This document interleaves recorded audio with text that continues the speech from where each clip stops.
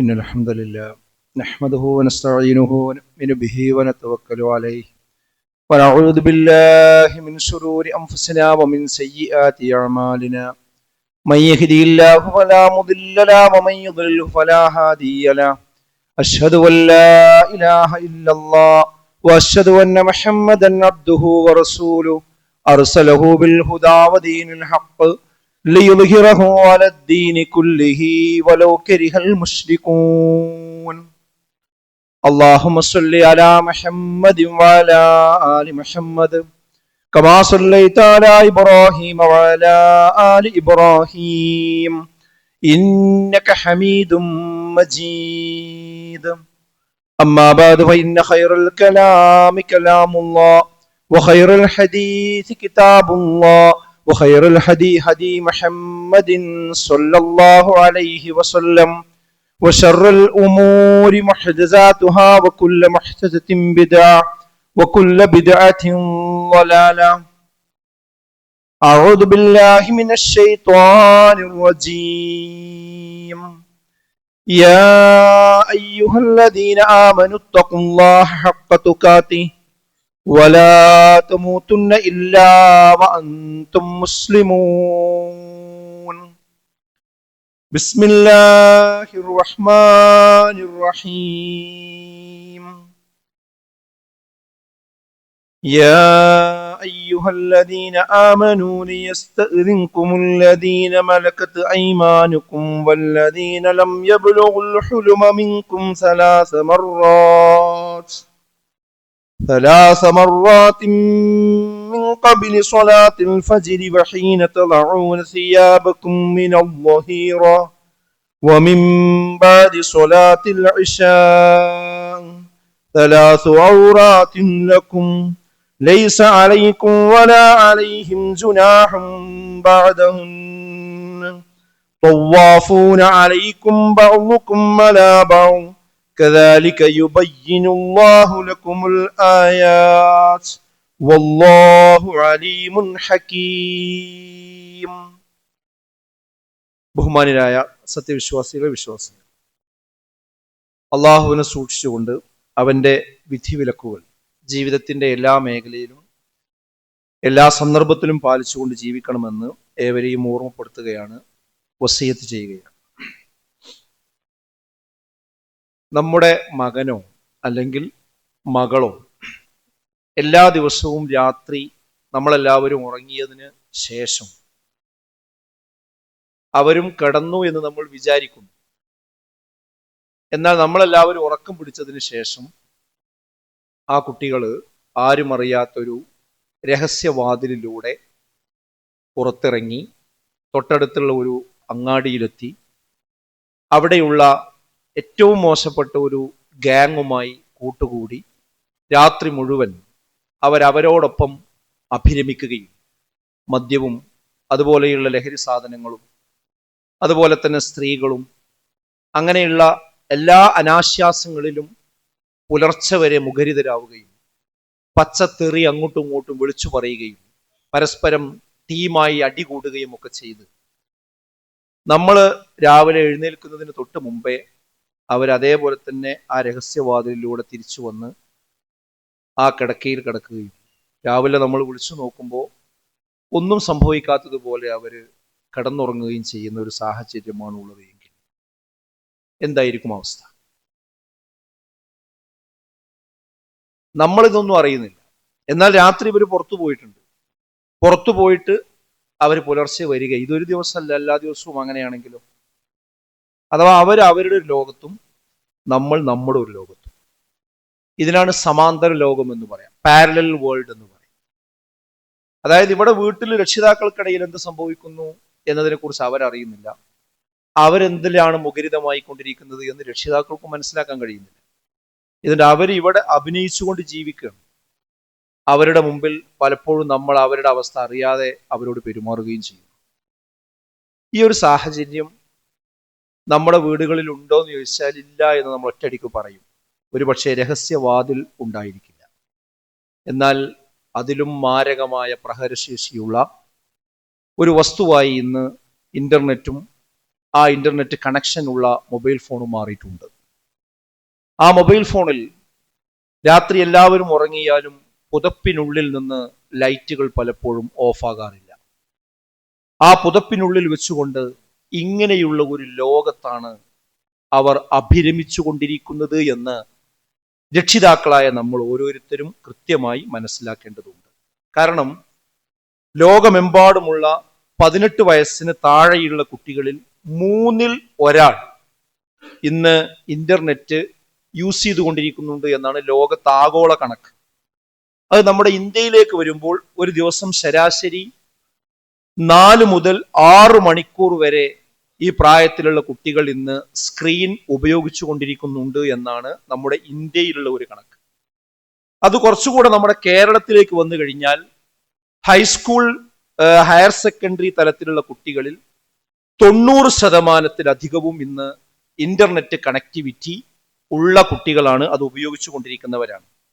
8ാം ക്ലാസ്സിന് താഴെയുള്ള കുട്ടികൾ അഥവാ UP ക്ലാസ്, ഒന്നുകൂടി ഇങ്ങോട്ട് വന്നാൽ LP ക്ലാസ് വരെ ആ പ്രായത്തിലുള്ള കുട്ടികളിൽ 30% മുതൽ 40% വരെ ഈ പറഞ്ഞ സൈബർ അശ്ലീലത്തിന് അടിമകളാകുന്നു എന്നതാണ് ഇന്ന് നമ്മുടെ മുമ്പിലുള്ള ഒരു കണക്ക്. അഥവാ ആഗോള കണക്ക് തലത്തിൽ വെച്ച് നോക്കുമ്പോൾ കേരളം ഇന്റർനെറ്റിന്റെ യൂസേജിൽ മുന്നിലാണ്. കഴിഞ്ഞ കോവിഡിന് ശേഷം അത് ആക്സലറേറ്റ് ചെയ്തിട്ടുണ്ട്, ത്വരിതഗതിയിൽ വേഗതയിൽ മുന്നോട്ട് പോയിക്കൊണ്ടിരിക്കുകയാണ്. ഇന്ന് അതിൽ നിന്ന് വേർപെടുത്താൻ കഴിയാത്ത വിധം കുട്ടികൾ അതിൽ അകപ്പെട്ടു പോയിട്ടുണ്ട് എന്നാണ് കണക്കുകൾ നമ്മൾ ഓർമ്മപ്പെടുത്തുന്നത്. ഈ കഴിഞ്ഞ ദിവസം ഈ ഒരു 1-2 ആഴ്ചയായിട്ട് നമ്മുടെ മുമ്പിലുള്ള ചർച്ചയാണ്, ഒരു പോലീസ് ഇതുപോലെയുള്ള യൂട്യൂബിൽ ഇത്തരം പ്രായക്കാരെ എൻഗേജ് ചെയ്തുകൊണ്ടിരിക്കുന്ന ഒരു ചെറുപ്പക്കാരനെ അദ്ദേഹത്തിന്റെ യൂട്യൂബ് ചാനൽ റിമൂവ് ചെയ്തിരിക്കുന്നു എന്നുള്ള ഒരു വാർത്ത നമ്മുടെയൊക്കെ ശ്രദ്ധയിൽ പെടുകയുണ്ടായി. അദ്ദേഹത്തെ ആളുകൾ മനസ്സിലാക്കാൻ വേണ്ടി തൊപ്പി എന്ന പേരിലാണ് പലപ്പോഴും വിളിച്ചുകൊണ്ടിരിക്കുന്നത്. അദ്ദേഹത്തിന്റെ രൂപവും ഭാവവും മുന്നിൽ വെച്ചുകൊണ്ട് അദ്ദേഹത്തിന് ആളുകൾ പതിച്ചു കൊടുത്ത ഒരു പേരാണത്. നിങ്ങൾ ആ ഒരു വ്യക്തിയെ ഈ നിയമ നടപടിക്ക് വിധേയമാക്കുന്ന സന്ദർഭത്തിൽ പോലീസുകാർ പറയുന്നത് 12.9 മില്യൺ ആണ് അദ്ദേഹത്തിന്റെ ഒരു ചാനലിന്റെ പ്രേക്ഷകർ എന്നതാണ്. ഈ ചാനലിൽ ഇത്രയും ആളുകൾ അത് കണ്ടുകൊണ്ടിരിക്കുന്നുവെങ്കിൽ ആരാണത്? ആ ലോകത്താരാണ് വിഹരിച്ചു കൊണ്ടിരിക്കുന്നത്? അഥവാ കേരളത്തിലെ ഒട്ടുമിക്ക ഈ പ്രായത്തിലുള്ള കുട്ടികളാണ് അദ്ദേഹത്തിന്റെ ശ്രോതാക്കളായി, പ്രേക്ഷകരായിട്ട് ഉണ്ടായിരുന്നത് എന്ന കാര്യത്തിൽ യാതൊരു തർക്കവുമില്ല. ഏതായിരുന്നാലും വൈകിയാണെങ്കിലും അത് പൂട്ടിക്കെട്ടുന്ന ഒരു സാഹചര്യത്തിലേക്ക് നമ്മുടെ അധികാരികൾ കടന്നു വന്നു എന്നത് വളരെ അഭിനന്ദനാർഹമായ ഒരു കാര്യമാണ്. പക്ഷേ അതുകൊണ്ട് മാത്രം ആ പ്രശ്നം അവസാനിക്കുകയില്ല. ഈ സന്ദർഭത്തിൽ ഈ വാർത്തകൾ നമ്മൾ വായിച്ചു തള്ളിയാൽ മാത്രം പോരാ. ഈ ഘട്ടത്തിൽ നമ്മൾ എല്ലാവരും ഒരാത്മവിചിന്തനത്തിന് വിധേയരാവുകയും ഇതുപോലെയുള്ള സമാന്തര ലോകത്തെ, പാരലൽ വേൾഡിന് എതിരെ നമ്മളെല്ലാവരും ഉണർന്നെഴുന്നേൽക്കുകയും ചെയ്യേണ്ടുന്ന ഒരു ഘട്ടം കൂടിയാണ് ഈ സന്ദർഭം. അതിലെല്ലാവർക്കും ദൗത്യങ്ങൾ നിർവഹിക്കാനുണ്ട്. അത് ഏറ്റവും പ്രധാനമായി രക്ഷിതാക്കൾ തന്നെയാണ് ഈ വിഷയം മനസ്സിലാക്കേണ്ടത്. രക്ഷിതാക്കൾ ആദ്യം തിരിച്ചറിയേണ്ട ഒരു കാര്യം, ഈ പറഞ്ഞ ശ്രോതാക്കളിൽ നമ്മുടെ കുട്ടികൾ ഉണ്ടോ എന്ന ഒരു പരിശോധന നമ്മൾ നടത്തുക എന്നത് പ്രധാനമാണ്. നിങ്ങൾ ഇന്ന് പോയിട്ട് നിങ്ങളുടെ ഈ പ്രായത്തിലുള്ള കുട്ടികളെ ഒന്ന് ഭക്ഷണം കഴിക്കുമ്പോൾ വിളിച്ചു കൂട്ടിയിരുത്തിയിട്ട് ഈ കുട്ടിയുടെ ഈ ചെറുപ്പക്കാരന്റെ ഫോട്ടോ നിങ്ങൾ കാണിച്ചു കൊടുത്തു, ഇവനെ പരിചയം ഉണ്ടോ എന്ന് ചോദിച്ചാൽ മതി. അപ്പൊ അറിയും നിങ്ങളെ കുട്ടികൾ എത്രത്തോളം അത് കാണുന്നുണ്ട്. അധ്യാപകർക്കും അത് പരിശോധിക്കാവുന്നതാണ്. അപ്പൊ അറിയാം ഇതെത്ര ഗ്രാവിറ്റിയോടുകൂടി നമ്മുടെ കുട്ടികളിൽ ഇത്തരം ആളുകൾ സ്വാധീനം ചെലുത്തിയിട്ടുണ്ട് എന്ന് മനസ്സിലാവും. അതുകൊണ്ട് ഇത്തരം വിഷയം ആദ്യം രക്ഷിതാക്കൾ ഇത് മനസ്സിലാക്കി, എൻ്റെ ഉപ്പ ഇതറിഞ്ഞു, ഉമ്മ ഇതറിഞ്ഞു, ഇങ്ങനെ ഒരു സംഗതി ഉണ്ട് എന്ന് അറിഞ്ഞിട്ടുണ്ട് എന്ന് മനസ്സിലായാൽ തന്നെ അതൊരു വലിയ പരിഹാരമാണ്. ഇപ്പോഴുള്ള അവസ്ഥ എന്താന്ന് വെച്ചാൽ ഇത് ആർക്കും അറിയില്ല. ഞാനിത് കാണുന്നത് എൻ്റെ രക്ഷിതാവിന് അറിയില്ല, ഉമ്മാക്ക് അറിയില്ല, അങ്ങനെ വ്യക്തിയുള്ളത് അറിയില്ല. കാരണം ഇവൻ വളാഞ്ചേരിയിൽ വന്നുകൊണ്ട് ഒരു ഷോപ്പ് ഉദ്ഘാടനത്തിന് വരുമ്പോഴാണ് പൊതുസമൂഹം ഇത് ശ്രദ്ധിക്കുന്നത്. കാരണം ഒരു വലിയ നോട്ടീസുകളും ഒന്നുമില്ലാതെ ഒരു സുപ്രഭാതത്തിൽ അതാ 6ലും 5ലും 7ലും 8ലും 9ലും ഒക്കെ പഠിക്കുന്ന ആൺകുട്ടികൾ അവരുടെ മൊബൈൽ ഫോണുകളുമായി ആയിരക്കണക്കിന് ആളുകൾ അവിടെ വന്നുകൊണ്ട് നിലയുറപ്പിക്കണം, സ്കൂളും ക്ലാസ്സും ഒക്കെ കട്ട് ചെയ്ത്. അപ്പോഴാണ് ഇത്രയും കുട്ടികൾ എന്തുകൊണ്ട് ഇവൻ വരുന്നിടത്ത് വരുന്നു, ഈ പച്ചത്തെറി മാത്രം വിളിച്ചു പറയുന്ന ഒരു ചെറുപ്പക്കാരന്റെ ഫാനാകാൻ ഇത്രമാത്രം കുട്ടികൾ എന്തുകൊണ്ട് വരുന്നുവെന്ന് പൊതുസമൂഹം ശ്രദ്ധിച്ചത് അപ്പോഴാണ്. എത്രയോ വർഷങ്ങൾക്ക് മുമ്പ് അവൻ അവന്റെ ചാനലിലൂടെ ഉണ്ടാക്കിയെടുത്തൊരു അനുയായി വൃന്ദമാണ് അവിടെ ഒരുമിച്ച് കൂടിയിട്ടുള്ളത്. അത് അന്ന് മുതൽ പൊതുസമൂഹം ശ്രദ്ധയിൽപ്പെടുത്താൻ തുടങ്ങിയിട്ട് ഇതുവരെ അധികാരികൾക്ക് അങ്ങോട്ട് ശ്രദ്ധിക്കാൻ പറ്റിയില്ല എന്നത് വേറെ നമ്മൾ അവലോകനം ചെയ്യേണ്ട ഒരു വിഷയമാണ്. ഏതായിരുന്നാൽ ഇപ്പോൾ അതിലേക്ക് കടന്നിരിക്കുന്നു. ഈ സന്ദർഭത്തിൽ നമ്മൾ രക്ഷിതാക്കൾ എന്ന നിലക്ക് ഇത് നമ്മുടെ വീട്ടിലെ നമ്മുടെ മക്കളിൽ എത്രത്തോളം സ്വാധീനം ചെലുത്തുന്നുണ്ട് എന്ന ഒരു പരിശോധനയ്ക്ക് നമ്മൾ തയ്യാറാകണം. രാത്രി കാലങ്ങളിൽ കൃത്യമായ നിരീക്ഷണങ്ങൾ ഈ വിഷയത്തിൽ നമുക്ക് നടത്താൻ സാധിക്കേണ്ടതുണ്ട്. യഥാർത്ഥ തെളിവുകൾ കാണിച്ചുകൊണ്ട് തന്നെ അവരെ ഇക്കാര്യം ബോധ്യപ്പെടുത്താൻ നമുക്ക് കഴിയേണ്ടതുണ്ട്. യഥാർത്ഥ ജീവിതത്തിൽ നിന്ന് മാറി ഡിജിറ്റൽ ലോകത്തെ ഇത്തരം ഒരു പാരാസോഷ്യൽ ബന്ധങ്ങളിൽ കുടുങ്ങിപ്പോയ കുട്ടികളാണ് എങ്കിൽ അവരോട് ശാഠ്യം പിടിക്കാതെ കൃത്യമായ കൗൺസിലിങ്ങിലൂടെ, ചികിത്സയിലൂടെ അവരെ ആ ഒരു ഡിജിറ്റൽ പ്രശ്നത്തിൽ നിന്ന് തിരിച്ചു കൊണ്ടുവരാനുള്ള വിവേകപൂർണമായ ഇടപെടൽ രക്ഷിതാക്കളുടെ ഭാഗത്തു നിന്ന് ഉണ്ടാകേണ്ടതുണ്ട്. അല്ലാതെ ഇന്ന് പോയിട്ട് അങ്ങോട്ടും ഇങ്ങോട്ടും കച്ചറയായി ബഹളമായി ഫോൺ എടുത്ത് എറിഞ്ഞ് അങ്ങനെ രണ്ടും രണ്ട് വഴിക്ക് പോവുക എന്നുള്ളതല്ല. കുട്ടി എവിടെ നിൽക്കുന്നു, ഇത് എത്രത്തോളം കുട്ടിയുടെ മനസ്സിൽ കയറിയിട്ടുണ്ടെന്ന് മനസ്സിലാക്കി അത് വളരെ വിവേകത്തോടു കൂടി കൈകാര്യം ചെയ്യാനുള്ള ഒരു ശ്രദ്ധയിലേക്ക് രക്ഷിതാക്കൾ വരേണ്ട ഒരു സന്ദർഭം കൂടിയാണ്. അതിനാദ്യം വേണ്ടത് രക്ഷിതാക്കളുടെ മനോഭാവത്തിൽ മാറ്റം വരിക എന്നതാണ്. ഇത് പറയുമ്പോൾ തന്നെ നമ്മുടെ ഒരു ഉള്ളിൽ നിന്ന് ഒരാൾ സംസാരിച്ചുകൊണ്ടിരിക്കുന്നു. എന്താണ് ആ സംസാരം? ഓരോ നിങ്ങൾ പറയണമെന്നൊക്കെ ഞങ്ങൾക്ക് അറിയാറ്റില്ല. ഇത് നമ്മൾ പലപ്പോഴും ചിലപ്പോൾ കാണലൊക്കെ ഉണ്ട്. പക്ഷെ നമ്മളെ കാലല്ലോ, നമ്മൾ ജീവിച്ച കാലല്ലല്ലോ, അത് കുട്ടികളുടെ കാലമാണ്, പുതിയ കാലമാണ്, ഇന്റർനെറ്റിന്റെ കാലമാണ്. അത് ഒഴിവാക്കാനും നിരോധിക്കാനൊന്നും ഇപ്പൊ നമുക്ക് കഴിയില്ല. അവർ പഠിക്കുന്ന ഭാഗമായിട്ടാണ് അത് ഉപയോഗിച്ചുകൊണ്ടിരിക്കുന്നതെന്നാണ് നമ്മളോട് പറയുന്നത്. ഈ കാലത്ത് നമ്മൾ എന്ത് ചെയ്യും? അപ്പൊ നമുക്ക് ഇനി ഒന്നും ചെയ്യാനില്ല എന്ന ഒരു തീർപ്പിൽ ചില രക്ഷിതാക്കളെങ്കിലും എത്തിയിട്ടുണ്ട് എന്നതാണ് ഒരു വസ്തുത. ഈ മനോഭാവമാണ് ആദ്യം നമ്മൾ ഒഴിവാക്കേണ്ടത്. ഒരു വിശ്വാസിയാണ് എങ്കിൽ നമ്മൾ മനസ്സിലാക്കേണ്ടത് അങ്ങനെ മക്കൾ പോകുന്ന വഴിക്ക് പോകട്ടെ എന്ന് വിചാരിക്കാൻ ഒരു രക്ഷിതാവിന്റെ ആവശ്യമില്ല. ഒരു വാപ്പയും രക്ഷിതാവും തമ്മിൽ വ്യത്യാസമുണ്ട്. വാപ്പയാകണമെങ്കിൽ ഒരു കുട്ടി ഉണ്ടായാൽ മതി, ആ കുട്ടിന്റെ വാപ്പയാവും. പക്ഷേ രക്ഷിതാവാകണമെങ്കിൽ ആ കുട്ടിയെ നേർവഴിക്ക് നയിക്കുക കൂടി ചെയ്യുമ്പോഴാണ് നമ്മൾ രക്ഷിതാക്കളാകുന്നത്, നമ്മൾ പാരന്റ് ആകുന്നത്. അല്ലെങ്കിൽ വാപ്പ മാത്രമാണ്, നമ്മൾ പാരന്റ് ആവണം, നമ്മൾ രക്ഷിതാവായി മാറണം. രക്ഷിതാവാണെങ്കിൽ വിശുദ്ധ ഖുർആൻ കൃത്യമായി കൽപ്പിക്കുന്ന ഒരു കൽപ്പനയുണ്ട്. ആ കൽപ്പന എന്താ? നിങ്ങൾ അവർക്ക് ഡ്രസ്സ് വാങ്ങി കൊടുക്കണം, നിങ്ങൾക്ക് അവർക്ക് ഭക്ഷണം കൊടുക്കണം, നിങ്ങൾക്ക് അവരുടെ അസുഖം വന്നാൽ അവരെ ചികിത്സിക്കണം, നിങ്ങൾക്ക് അവരുടെ ബുദ്ധിമുട്ടുകൾ മാറ്റിക്കൊടുക്കണം, അവർക്ക് ഉയർന്ന വിദ്യാഭ്യാസം നിങ്ങൾ കൊടുക്കണം. അതൊക്കെ ഒരു രക്ഷിതാവ് നിർവഹിക്കേണ്ടതാണ്. പക്ഷേ വിശുദ്ധ ഖുർആൻ അതിനപ്പുറത്തേക്ക് ഒരു വലിയ ഗൗരവമുള്ള കാര്യം പറയുന്നുണ്ട്. എന്തിനാണ് അസുഖം വരുമ്പോൾ നമ്മൾ അവരെ ചികിത്സിക്കുന്നത്? എന്റെ കുട്ടിക്ക് ഈ അസുഖം വർദ്ധിച്ചുകൂടാ, അവരെന്റെ മുമ്പിൽ കിടന്ന് പടയുന്നത് എനിക്ക് കണ്ടുകൂടാ. അതുകൊണ്ടാണ് എത്രയും വേഗം ഏറ്റവും വിദഗ്ധനായ ഡോക്ടറെ അടുത്തേക്ക് നമ്മൾ കൊണ്ടുപോകുന്നത്. അവനൊരു നേരം പോലും വിശക്കാൻ കഴിയില്ല, അവന്റെ വിശപ്പ് എനിക്ക് സഹിക്കാൻ കഴിയില്ല. അതുകൊണ്ടാണ് നമ്മൾ ഉണ്ടില്ലെങ്കിലും ആ കുട്ടിക്ക് നമ്മൾ നമ്മുടെ വിഷമങ്ങൾ അറിയിക്കാതെ നമ്മൾ കൊടുക്കുന്നത്. നമ്മൾ ഉടുത്തില്ലെങ്കിലും എന്റെ മകൻ പെരുന്നാളിന് ഒരു ഡ്രസ്സ് ഇല്ലാതെ കരയാൻ പാടില്ല, വിഷമിക്കാൻ പാടില്ല.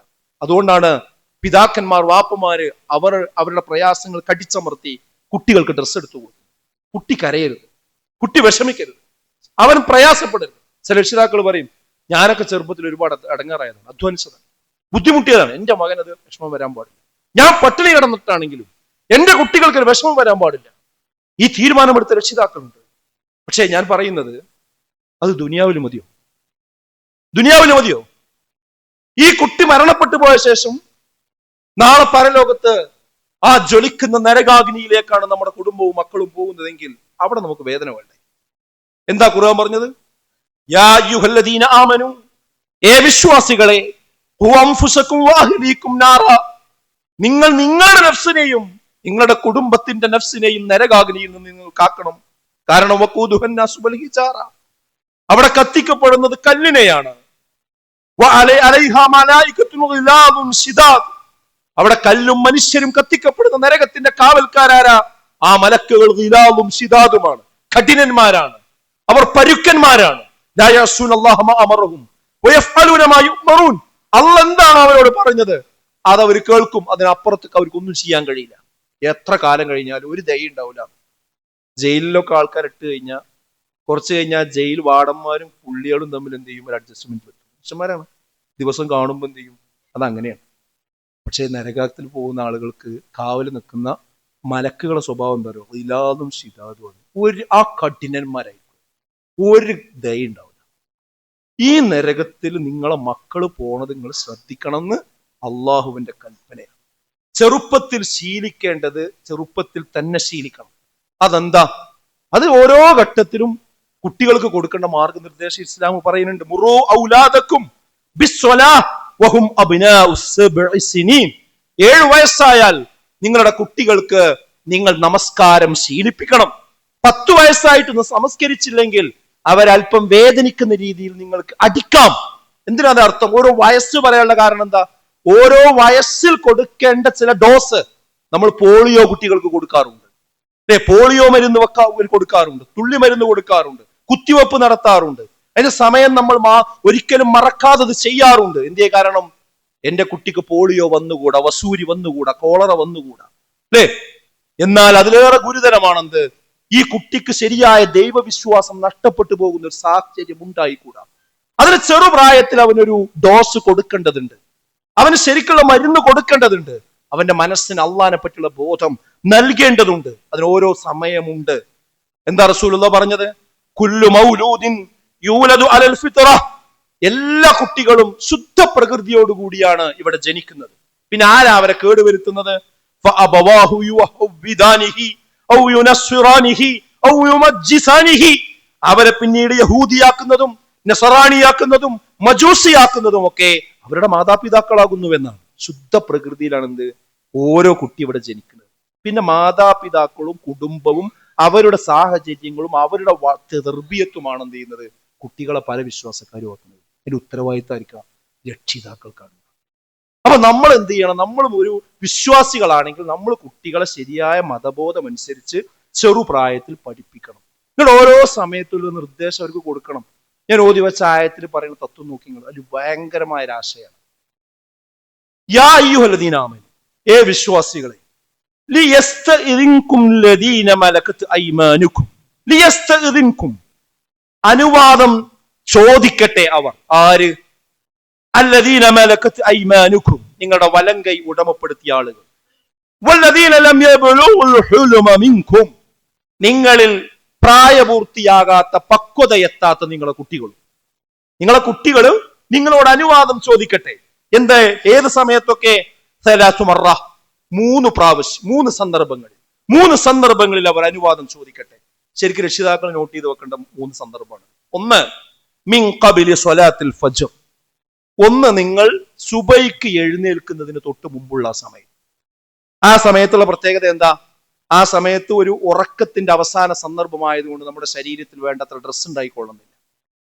ആ ബെഡ്റൂമിലേക്ക് ഒരു കുട്ടി വരാൻ പാടില്ല. ആ സമയത്ത് അത് കുട്ടി കാണാൻ പാടില്ല. അതാണ് ഒന്നൊരു കാര്യം. രണ്ടാമത്തെ സമയതാ, നിങ്ങൾ നിങ്ങളുടെ ഡ്രസ്സൊക്കെ അല്പം അയച്ചിട്ട് ഉച്ചക്ക് ആ ചൂടുള്ള സമയത്ത് നിങ്ങളൊന്ന് മയങ്ങാൻ കിടക്കുമല്ലോ, ബെഡ്റൂമിൽ മയങ്ങാൻ കിടക്കുന്ന സമയം. ആ സമയത്തും കുട്ടികൾ റൂമിലേക്ക് അനുവാദമില്ലാതെ പ്രവേശിക്കാൻ പാടില്ല. മൂന്നാമത്തതോ, വമിൻ ബഅദി സ്വലാത്തിൽ ഇശാ, ഇശാ നമസ്കാരത്തിന് ശേഷം നിങ്ങൾ കിടക്കാൻ പോകുന്ന സമയവും. ഈ 3 സന്ദർഭങ്ങൾ സലാസു ഔറാത്തിൻ ലക്കും, 3 ഗോപ്യ സമയങ്ങളാകുന്നു, സ്വകാര്യ സമയങ്ങളാകുന്നു. ഈ സമയത്ത് റൂമിലേക്ക് കുട്ടികൾ വരണമെങ്കിൽ അനുവാദം ചോദിച്ചിട്ടേ കയറാൻ പാടുള്ളൂ എന്ന് നിങ്ങൾ കുട്ടികളെ പഠിപ്പിക്കണം. അതെന്താണെന്നറിയോ? ഈ പ്രായത്തിലുള്ള കുട്ടികൾ കാണാൻ പാടില്ലാത്ത ചില സംഗതികളുണ്ട്, അറിയാൻ പാടില്ലാത്ത ചില കാര്യങ്ങളുണ്ട്. അത് ആ സമയത്ത് അവർ കാണാൻ പാടില്ല. അതിന് ടൈം ആവുമ്പോഴാണ് ആ കാര്യങ്ങളൊക്കെ അവർക്ക് മനസ്സിലാക്കി കൊടുക്കുന്നത്. അതല്ലെങ്കിൽ തെറ്റായൊരവസ്ഥയിലേക്ക് പോകും. ഇന്ന് നേരത്തെ പറഞ്ഞ ഈ സമാന്തര ലോകത്ത് നടക്കുന്ന പരിപാടി എന്താ? ഈ പറഞ്ഞ അതിരുകളൊക്കെ ഭേദിച്ചുകൊണ്ട് കാണാൻ പാടില്ലാത്തതൊക്കെ കാണുകയാണ്, കേൾക്കാൻ പാടില്ലാത്തതൊക്കെ കേൾക്കുകയാണ്, പറയാൻ പാടില്ലാത്തതൊക്കെ പറയാണ്, വേറെ ലോകത്ത് അഭിരമിക്കുകയാണ്.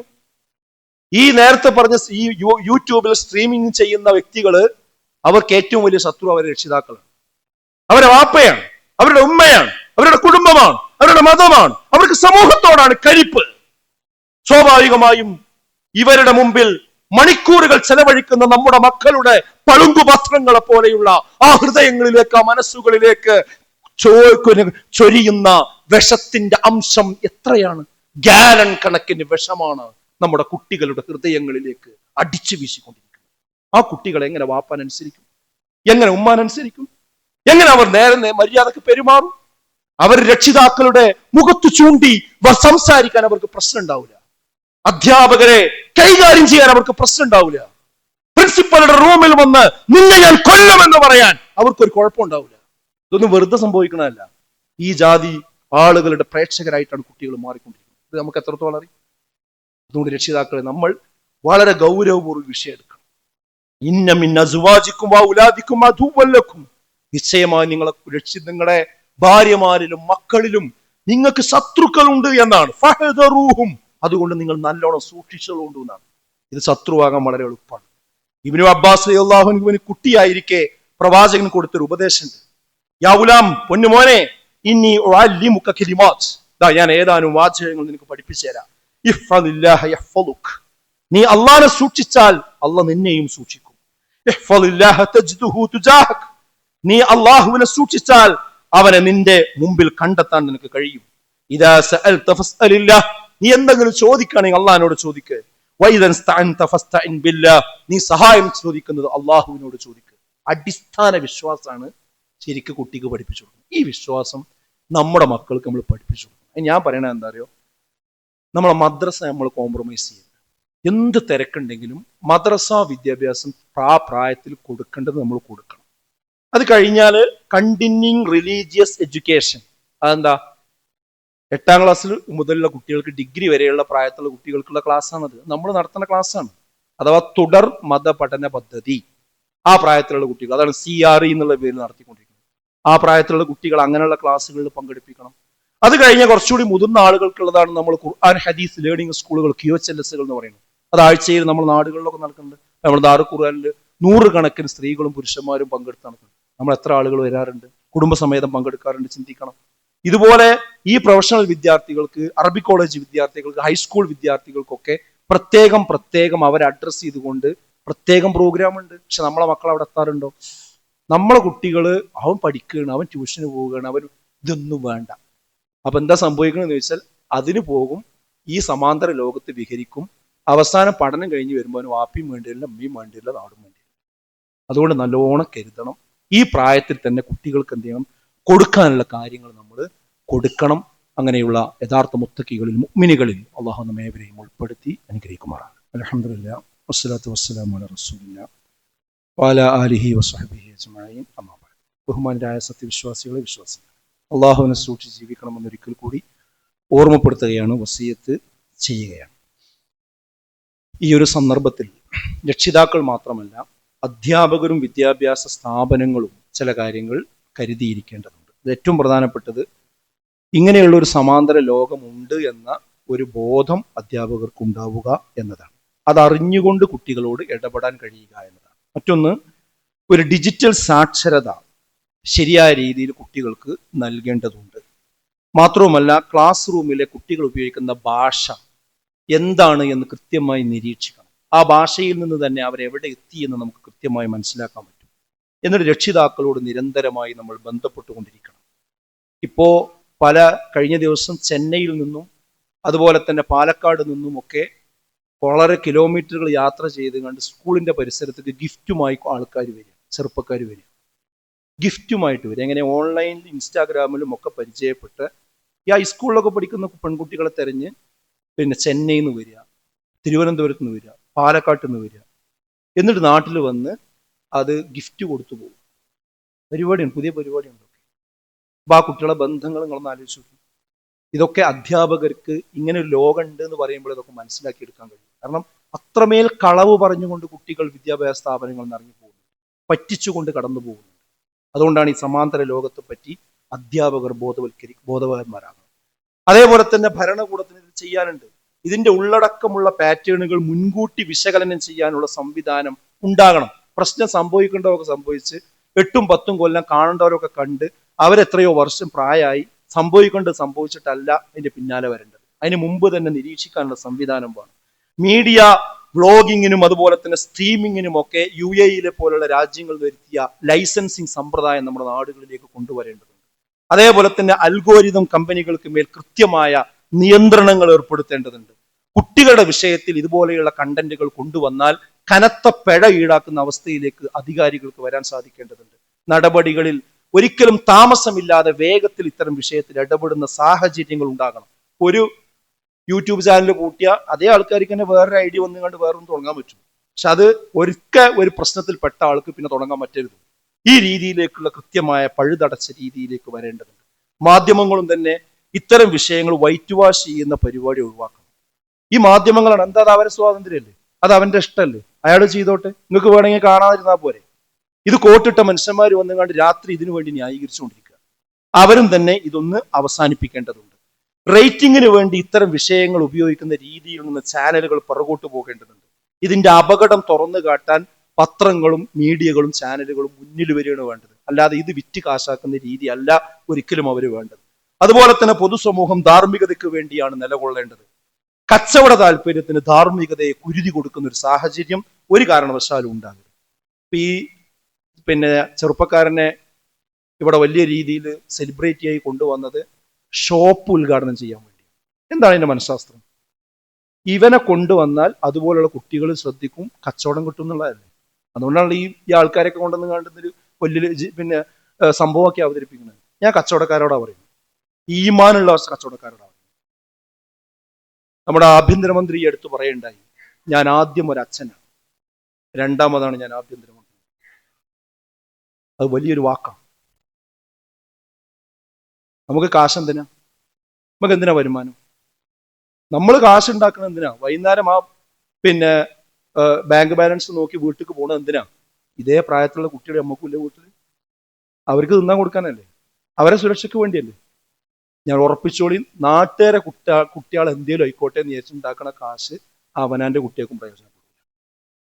ആദ്യം നമ്മളൊരു ബിസിനസ്സുകാരനല്ല ആകേണ്ടത്, ആദ്യം ഒരു വാപ്പയാണ്, ആ ഒരു രക്ഷിതാവാണ്. റസൂലുള്ളാഹി സ്വല്ലല്ലാഹു അലൈഹി വസല്ലം ഒരുത്തം വന്നിട്ട് പറഞ്ഞു, റസൂലേ, എനിക്ക് വ്യഭിചരിക്കാതിരിക്കാൻ പറ്റൂല, വേറെ എന്തും ഞാൻ ഒഴിവായിക്കോളാം, വ്യഭിചാരം ഞാൻ ഒഴിവാക്കൂല. അപ്പൊ റസൂലുള്ളാഹി അവനോട് തിരിച്ചു ചോദിച്ചൊരു ചോദ്യമുണ്ട്, എടാ നിനക്ക് ഉമ്മല്ലേ എന്ന് ചോദിച്ചു. ആ ഉമ്മ ഉണ്ട്. നിനക്ക് പെങ്ങളില്ലേ എന്ന് ചോദിച്ചു. ആ പെങ്ങളുണ്ട്. എന്നാൽ നീ വ്യഭിചരിക്കുന്ന ആളുണ്ടല്ലോ, അത് മറ്റൊരുത്തന്റെ ഉമ്മയായിരിക്കാം, അത് വേറൊരാളുടെ പെങ്ങളായിരിക്കാം. ഇത് പറഞ്ഞപ്പോൾ ആയക്കും മനസ്സിൽ മാറ്റം വന്നു. അതേപോലെ ഈ പൈസ കിട്ടാൻ വേണ്ടി MDMA-യും അതുപോലെ ലഹരി സാധനങ്ങളും അതുപോലെ ഇങ്ങനെയുള്ള ആൾക്കാരെ കൊണ്ടുവന്നുകൊണ്ട് സംവിധാനം നമ്മൾ പൈസ ഉണ്ടാക്കിയാൽ ആ പൈസ വേറുള്ള കുട്ടികൾ കേടിരുന്നുള്ളത് മാത്രമല്ല, അത് ആ സമൂഹത്തിലാണ് നമ്മളെ കുട്ടികളും വളരുന്നത് നമുക്ക് ഓർമ്മ വേണം. അതുകൊണ്ട് പടച്ചോന്റെ ഒരു തൗഫീഖ് ഉണ്ടാവില്ല അങ്ങനെയൊന്നും ഉണ്ടാക്കുന്ന പൈസ. എന്തിനാ അതിൻ്റെ ആവശ്യം? അപ്പൊ പൊതുസമൂഹവും എന്ത് ചെയ്യണം? ഒരിക്കലും കച്ചവട താല്പര്യത്തിന് ധാർമ്മികതയെ കുരുതി കൊടുക്കുന്ന ഒരു സ്വഭാവം ഉണ്ടായിരുന്നു. ഇവിടെ നമ്മളെ കുട്ടികളിവിടെ ഉണ്ടാവും, +2 അതുപോലെ ഹൈസ്കൂളിലും ഒക്കെ പഠിക്കുന്ന UP ക്ലാസ്സിലൊക്കെ പഠിക്കുന്ന കുട്ടികളോട് എനിക്ക് ഒറ്റ കാര്യം പറയാനുള്ളത്, നിങ്ങളുടെ ഹീറോകളെ നിശ്ചയിക്കുന്നത് ഒരിക്കലും അൽഗോരിതങ്ങളാകരുത്. ഈ അൽഗോരിതത്തിന്റെ പ്രത്യേകത എന്താ വെച്ചാൽ, നമ്മൾ ഏതെങ്കിലും ഒരാളുടെ ഒരു വീഡിയോ കണ്ടാൽ പിന്നെ അത് കണ്ടു കഴിഞ്ഞാൽ അതേപോലെ അടുത്ത അയാളുടെ വേറൊരു വീഡിയോ വരും. അങ്ങനെ ഈ അൽഗോരിതം പ്രൊമോട്ട് ചെയ്യുന്നതിനനുസരിച്ച് അവരുടെ പിന്നാലെ നമ്മൾ പോകുന്നൊരു സ്വഭാവം കുട്ടികൾക്ക് ഉണ്ടാകരുത് എന്ന് എനിക്ക് പറയാം. നമ്മളെ മോഡൽ ആരാ? നിങ്ങൾ മുസ്ലിങ്ങളാണെങ്കിൽ നമ്മളെ മോഡൽ ആരാ? അത് റസൂലുള്ളാഹിയാണ്. നമ്മളെ മോഡൽ റസൂലുള്ളാഹിയാണ്. ലഖദ് കാന ലക്കും ഫീ റസൂലില്ലാഹി ഉസ്വത്തുൻ ഹസന ലിമൻ കാന യർജുല്ലാഹ വൽ യൗമൽ ആഖിർ വദകറല്ലാഹ കസീറ. നിശ്ചയമായും പ്രവാചകൻ സല്ലല്ലാഹു അലൈഹി വസല്ലമയിൽ ഉത്തമമായ മാതൃക നിങ്ങൾക്കുണ്ട്. പക്ഷെ അത് എല്ലാവർക്കും ഉണ്ടാവില്ല കേട്ടോ. മക്കളോടാ ഞാൻ പറയുന്നത്, എല്ലാവർക്കും അത് ഉണ്ടാവില്ല. നിങ്ങൾ എത്രത്തോളം ഇസ്ലാമിക വിശ്വാസത്തിൽ നിന്ന് പുറകോട്ട് പോയി ഇതിന്ന് മനസ്സിലാക്കാം. നിങ്ങൾ മോഡൽ തെരഞ്ഞെടുക്കുന്നതെന്ന് മനസ്സിലാക്കാം. ആർക്കേ റസൂലുള്ളാഹിനെ മോഡലാക്കാൻ പറ്റുള്ളൂ? ലിമൻ കാന യർജുല്ലാഹ വൽ യൗമൽ ആഖിർ. അല്ലാഹനെ കണ്ടുമുട്ടും, പരലോകമുണ്ട് എന്ന് വിശ്വസിക്കുന്നവർക്കേ ആരെ ഇമാമാക്കാൻ പറ്റുള്ളൂ? പ്രവാചകൻ ഇമാമാക്കാൻ പറ്റുള്ളൂ, മോഡലാക്കാൻ പറ്റുള്ളൂ. വദക്കറല്ലാഹ കസീറ. അവർ ധാരാളമായി അള്ളാഹുവിനെ എന്ത് ചെയ്യും? സ്മരിക്കും. അങ്ങനത്തെ ആൾക്കാർക്ക് പറ്റും. അല്ലാത്ത ആളുകൾക്ക് ഏതെങ്കിലും ഫുട്ബോൾ പ്ലെയർ ആയിരിക്കും അവരുടെ ആരാധകന്മാർ, ഏതെങ്കിലും സിനിമാ നടനായിരിക്കും, ഏതെങ്കിലും സെലിബ്രിറ്റി ആയിരിക്കും, ഏതെങ്കിലും ഇതുപോലെയുള്ള യൂട്യൂബർമാർ, തലതെറിച്ച യൂട്യൂബർമാരായിരിക്കും. അവരെങ്ങനെ മുടി വെട്ടി അങ്ങനെ വെട്ടുക? അവർ കയ്യുമ പച്ച കുത്തിക്കണെങ്കിൽ പച്ച കുത്തുക. അവരാരെയാണോ പിന്നെ ഇമാമാക്കിക്കണം അവരെ ഇമാമാക്കുക. അവരേത് ഡ്രസ്സാണോ ഇട്ടിരിക്കുന്നത് ആ ഡ്രസ്സ് ഇടുക. എന്നിട്ട് അശ്ഹദു അല്ലാ ഇലാഹ ഇല്ലല്ലാഹ് അശ്ഹദു അന്ന മുഹമ്മദൻ റസൂലുള്ളാഹ് നമ്മൾ പറയുകയും ചെയ്യുക. പ്രവാചകൻ സല്ലല്ലാഹു അലൈഹി വസല്ലമ എന്റെ ദൂതനാണ്, അള്ളാഹുവിന്റെ ദൂതനാണ് എന്ന് ഞാൻ സാക്ഷ്യം വഹിക്കുന്നു എന്ന് നമ്മൾ പറയാം. നിങ്ങളുടെ ജീവിതത്തിലൂടെ വേറെ കാണിക്കുകയും ചെയ്യും. അതുകൊണ്ട് മക്കളെ, എവിടെയോ എത്തിയിട്ടുണ്ട് നമ്മൾ, എവിടെയോ എത്തിയിട്ടുണ്ട്. വേഗം മടങ്ങിക്കൂടി, വേഗം തിരിച്ചു മടങ്ങി. കാരണം ദുനിയാവുന്നതിന് ഇതൊക്കെ അനുഭവിക്കും. ഇങ്ങനെ പോയാൽ ദുനിയാവുന്നത് അനുഭവിക്കും. നിങ്ങൾക്ക് മക്കളുണ്ടാവില്ലേ? നിങ്ങൾക്കും കുട്ടികളുണ്ടാവും.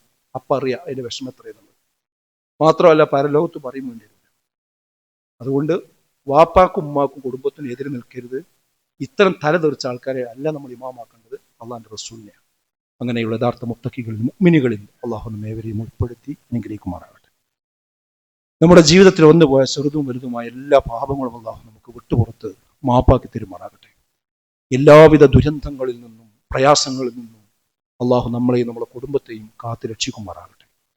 നാളെ പരലോകത്ത് ഉന്നതമായ സ്വർഗം നൽകി അനുഗ്രഹിക്കുമാറാകട്ടെ. اللهم اغفر للمؤمنين والمؤمنات والمسلمين والمسلمات الأحياء منهم والأموات إنك مجيب الدعوات يا قاضي الحاجات. ربنا اصرف عنا عذاب جهنم إن عذابها كان غراما. ربنا هب لنا من أزواجنا وذرياتنا قرة أعين واجعلنا للمتقين إماما. اللهم أجرنا من النار، اللهم أجرنا من النار. اللهم أعز الإسلام والمسلمين وأذل الشرك والمشركين. ربنا تقبل منا إنك أنت السميع العليم وتب علينا إنك أنت التواب الرحيم. ربنا آتنا في الدنيا حسنة وفي الآخرة حسنة وقنا عذاب النار. آمين يا أرحم الراحمين.